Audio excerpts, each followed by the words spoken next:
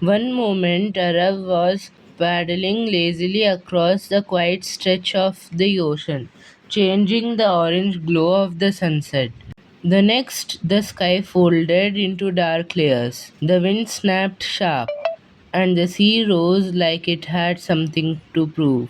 His small boat did not stand a chance. By the time the waves were done tossing him around, Arav found himself clinging to a small floating crate, half broken, barely stable, but still alive.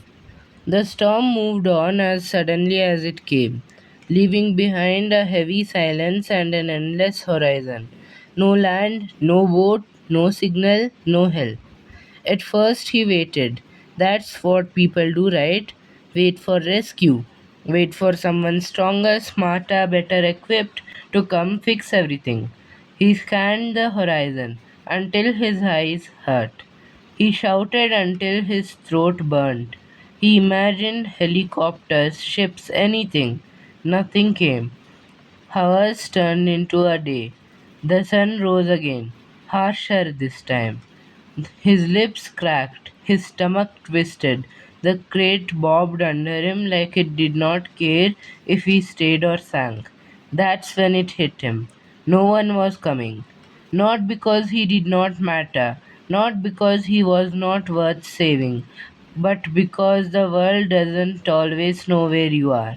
And waiting was just another way of thinking. So he stopped waiting. He studied the crate. Broken wood, bits of rope, a few plastic containers wedged inside. Not much, but not nothing. He tied what he could together, making it more stable. He used a shard of plastic to catch rainwater from the passing clouds. He forced himself to think. Even fear tried to shut everything down. The ocean did not get kinder. The hunger did not disappear. The nights were still cold and endless. But Arav changed. He stopped thinking like someone lost. He started thinking like someone surviving. He learned how to conserve energy, how to move with the waves instead of fighting them, how to notice small things, birds in the distance, changes in watercolor, floating debris that could be useful. Every tiny decision mattered. Every choice was the difference between drifting and directing. Days later, he did not even know how many. A fishing boat finally spotted him, not because he was lucky, but because he had stayed alive long enough to be seen.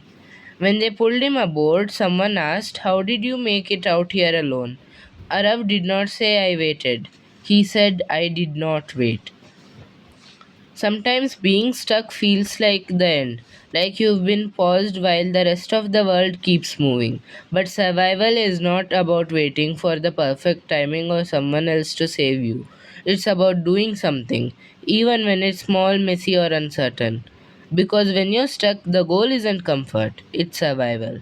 And survival starts at the moment you decide you're not just going to sit there and hope.